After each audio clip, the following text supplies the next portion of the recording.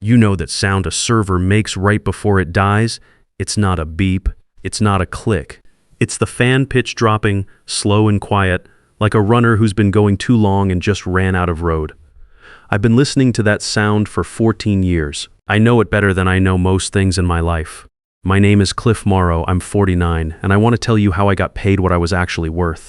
I'm sitting in a town hall meeting on a Tuesday morning. The room is full of glass and chrome and people who look like they were ordered from a catalog. I'm wearing a hoodie that's older than the intern next to me. Ray Holden is up front, working the room like he was born doing it. Record quarter. Amazon contract locked in. Optimized throughput across 3 regional hubs. He keeps saying we. I start counting how many times he says I instead. By the end of the presentation, the number is 19. Ray co-founded Halcyon Freight Systems with me back in 2010 out of a garage in Atlanta. I wrote CoreLink, the logistics platform that runs everything. Every shipment, every manifest, every API call that keeps this company alive passes through code I built on a laptop with a cracked screen. Ray handled the business side. That was the deal. It worked for a long time. Then he announces the freeze, senior staff compensation, locked, lean operating principles. He says this while wearing a watch that could pay off my truck twice. I write the number 19 on the back of my agenda and fold it in half.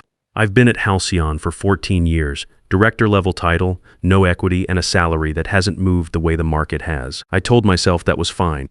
I told myself loyalty counted for something. I told myself a lot of things.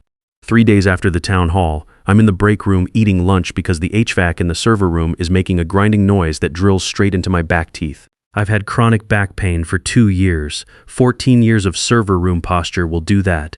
I'm eating a sandwich and not talking to anyone when Dustin Ward pulls out his laptop at the table behind me. Dustin is 26 junior systems architect. He lists Web3 enthusiast in his email signature. Last week he asked me which port to use for SSH. He's showing something to Tess Barlow, the new help desk tech, and they're doing that thing young people do where they whisper loud enough for everyone to hear because they want people to know they have something worth whispering about. I'm not trying to read his screen. I'm really not. But my eyes have been trained for 14 years to catch anomalies. A salary figure on a 15-inch display is not subtle. $134,000 base salary. Junior systems architect. Halcyon Freight Systems. I make $118,000. I have been here 14 years. I wrote the platform he was hired to maintain. I'm on call every hour of every day. The number sits in my chest like a stone. I stand up, don't finish the sandwich. Take the elevator to HR. Donna Price has run HR at Halcyon for 6 years. She has a framed motivational quote on her wall about grit, and she delivers bad news with the warmth of someone who has practiced it in a mirror. She looked up when I walked in, and she didn't look surprised. I didn't sit down. I told her I had been accidentally CC'd on an internal salary band email that morning. I told her Dustin Ward was making $144,000 and I was at $118,000 after 14 years. I asked her to help me understand that. She folded her hands on the desk. Cliff, to attract new talent we have to be competitive externally. You're on an existing compensation trajectory. I built CoreLink, Donna. I maintain it. I am the reason it works. His trajectory and mine shouldn't be in the same sentence. Internal equity and external acquisition are different budget lines. It's not a reflection of your value. Then reflect my value. Adjust the number. She leaned back in her chair. That specific sigh. The one that means the conversation is already over, and I should have known that before I walked in. We can't move outside a review cycle, especially not during a freeze. Then she said the thing. She picked up a pen, looked down at her paperwork, and said, "That's just how the market works now. You can work with that, or explore other options." I looked at her, I looked at the quote on her wall, I said, "Okay, thank you for clarifying." And I walked out. The drive home that evening was quiet. No radio, just the sound of the highway and my back aching the way it always does after a day like that. I kept turning the phrase over in my head. Explore other options. It was meant to shut the conversation down. What it actually did was open a door I hadn't thought to look for. I wasn't planning to go into the garage that night. I was just moving around the house, too wired to sit still, and I ended up there without really deciding to. That's when I saw the box. It was a cardboard box in the back corner of the garage, duct-taped shut, labeled in my own handwriting, Halcyon Founding Do Not DOS. My ex-wife Carol had told me to deal with it when we split in 2019. I never did. I kept it without knowing why. I dragged it out from behind a broken shop vac and cut the tape with a box cutter. Inside, old tax returns, a router manual, 2 dead hard drives, and a blue binder at the bottom. Halcyon Freight Systems, Founders Participation Agreement. 2010. I sat down on the concrete floor and opened it. The legal language was dense, but I read contracts the way I read code. I parse for structure. I look for dependencies. I follow the logic until I find the condition that changes everything. I found it in Section 8.4, Intellectual Property and Residual Rights. In the event of the undersigned's separation from the company, barring termination for cause, the license granted to the company for use of the core infrastructure architecture defined in Appendix A reverts immediately to the founding partner. Continued use of said architecture without consent constitutes infringement. Buyout must reflect fair market value at time of separation. I rate it 3 times. Then I read it out loud to the empty garage just to hear it. Back in 2010, when Halcyon was 2 weeks from shutting down and Ray was sweating through every shirt he owned, the investors were pulling out and he needed me to stay. He couldn't pay me more cash, so his uncle's lawyer drafted this, a license. Halcyon could use CoreLink as long as I was there. If I left, the license died with me. Unless they bought the rights outright, which they never did, because at the time the company was nearly broke and nobody thought CoreLink would ever be worth much. Ray thought he was buying time. What he actually did was hand me a loaded weapon and ask me to hold it for him. I texted Cal Renfro at 9:15 that night. Cal and I went to Georgia Tech together 30 years ago. He went to law school. I went deep into network infrastructure. We stayed close the way you stay close with someone who knows what you were like before life got complicated. He specialized in IP and contract law, and he had a personal dislike of corporations that bully people quietly. I sent him a photo of Section 8.4 and typed, "Hypothetical question." His reply came back in under 2 minutes. Not a text, a phone call. "Tell me you have the original document. I'm holding it. Cliff," he paused, "this is a reversion clause. The moment you resign, their license to CoreLink terminates. They can't run the platform without your authorization. And if they keep running it after you leave, that's willful infringement. What's the number? I need to check something. Give me tonight." He called back at 11:45. His voice had changed, tighter, like a man who just found something in the wall of a house he wasn't expecting. Ray filed a patent on CoreLink in 2019. Under his personal name, not the company's. Didn't consult you, didn't notify you. I was quiet for a moment. 14 years of fixing his servers at 2 a.m. while he slept. 14 years of being on call every holiday, every weekend, every time a storm knocked out power to the Atlanta data center. And he had gone and put his name on my work like it was his. "There's more," Cal said. "The refinance they did in 2021, the $5.5 million bank loan. They used CoreLink as primary collateral, an asset they don't actually own. So the bank is holding something that isn't theirs to hold, correct? Which means when I send the cease and desist, I'm not just sending it to Ray and the board. I'm CCing the bank. I thought about that for a second. Do it. I'll be at your place in 40 minutes. Get the scotch out." We worked at my kitchen table until 3 a.m.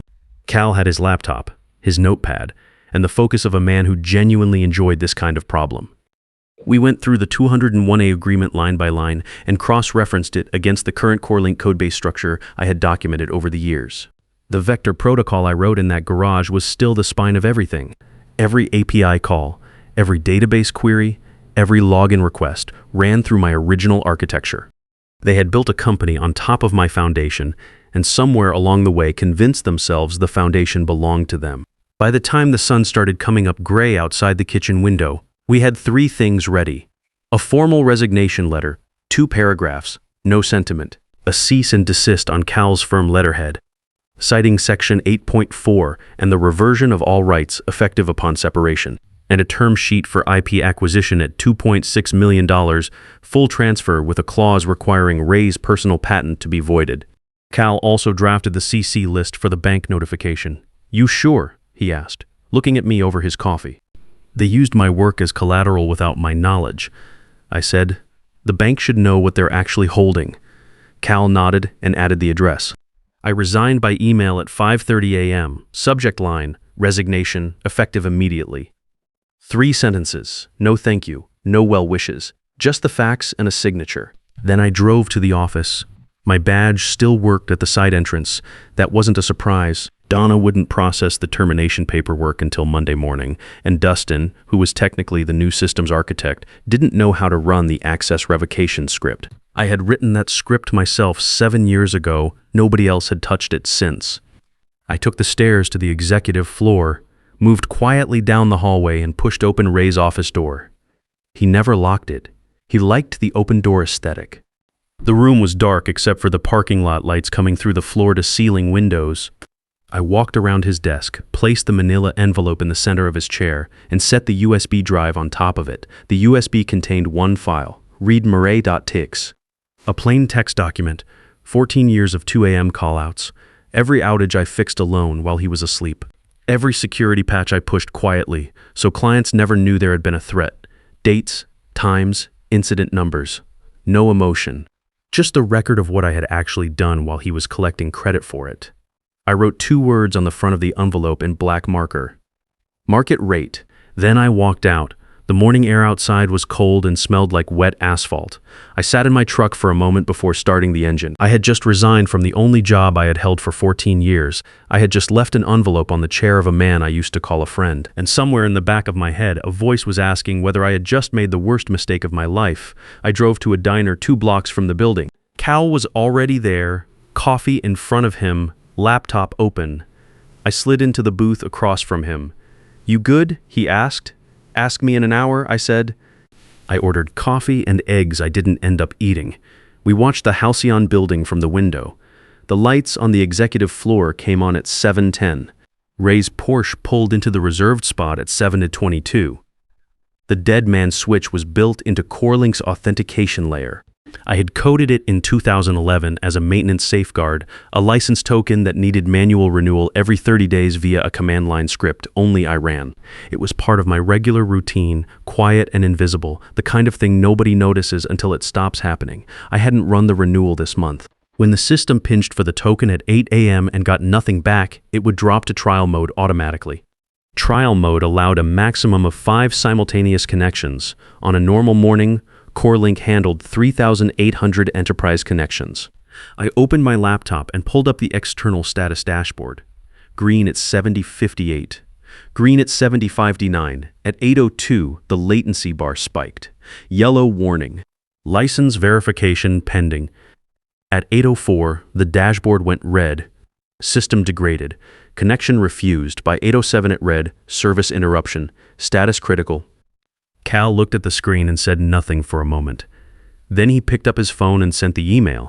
Cease and desist to Ray to Halcyon's general counsel and CC to the bank holding the $5.5 million loan against CoreLink as collateral. 1 email. 3 recipients who were about to have a very different morning than they had planned. My phone started going immediately, test first. The system is doing something weird. Can you log in? Then Donna, Cliff, we need to speak right away. Then Ray, 4 calls in 6 minutes, no voicemail. Then a text. Is this some kind of joke? Call me? I put the phone face down on the table and drank my coffee. At 8:30, Cal's phone rang. He looked at the screen. That's their general counsel. He let it go to voicemail, then played it on speaker. The voice on the message was clipped and running fast. Cal, it's Warren from Halcyon Legal. We have a situation here. Someone dropped documents on Ray's chair and now the platform is locked. We need to talk about walking this back. Call me as soon as you get this. Cal typed a reply instead of calling. He read it to me before sending. Cease and desist stands. License reverted per section 8.4 upon resignation. Term sheet attached. Buyout price $2.6 million. Price increases by $50,000 for every hour. The system remains offline. Clock started at 8 a.m. I watched the status dashboard on my laptop. The red bar sat there, steady and unblinking. I thought about the trucks sitting at freight gates in Tennessee, the warehouse manifests in Texas that weren't loading, the Amazon regional hub that was about to start making calls. And for a moment, just a moment, I felt the weight of it, not guilt exactly. More like the feeling you get when you've made a decision you can't take back and you're waiting to find out if it was the right one. Then I thought about Owen's 9th birthday. a Saturday in October 2010. I had promised I would be there for the whole afternoon. We were going to the go-kart track. He had been talking about it for 2 weeks. At noon that day, a routing failure hit the Atlanta data center and I spent 6 hours on the phone patching it while Ray was unreachable. Owen blew out his candles without me. I found out later he had saved me a piece of cake and put it in the fridge. He was 9 years old and he saved me a piece of cake. Ray never mentioned it, not once. The doubt cleared out. I picked up my fork and finished the eggs. At 9:40, Ray called again. I let it ring twice, then answered. "What have you done?" Not a question. His voice was tight and running too fast. "I resigned, Ray. As of 5:30 this morning, the license reverted per the 2010 agreement. You planted a kill switch in my system. It's a standard license token. It's been there since 211. You would have known that if you had read the codebase at any point in the last decade. Turn it back on, we are losing money every minute. I know. That's why the term sheet has a clock on it. Cal sent it this morning." His voice dropped. The panic shifted into something else, something more calculated. "Sam, come on, we built this together. You know that. What do you actually want here? A raise? Fine. $140 done. Just get back in here." I looked at Cal. He shook his head slowly. "That offer was relevant yesterday," I said. "Now this is an IP acquisition conversation. My lawyer has the terms. Have your counsel call him? You can't be serious." "Ray, you filed a patent on my code in 2019 under your personal name. You used my architecture as collateral for a bank loan without telling me. And when I asked Donna for a salary adjustment, she told me to explore other options. I paused. I explored them. He started to say something. I ended the call. Cal topped off my coffee from the carafe on the table. "Patricia will call within the hour," he said. "She's the one who actually controls the money." I nodded and looked back out at the building. The lights on the third floor were moving fast. Patricia Holden called at 10:18:38 minutes after Ray hung up on me. She didn't introduce herself. She didn't need to. "Mr. Morrow, I've reviewed the term sheet." "Good. Ray mishandled this. I want you to know I understand that." Her voice was measured, the kind of calm that comes from decades of sitting across tables from people who need something from you. "But $2.6 million is a significant number. It's less than 2 months of revenue from a platform I built and maintained for 14 years. And it's considerably less than what the bank is going to want to discuss once they finish reading Cal's email." A pause. Not a long one. "What else is on your list?" "Ray's personal patent on CoreLink gets voided.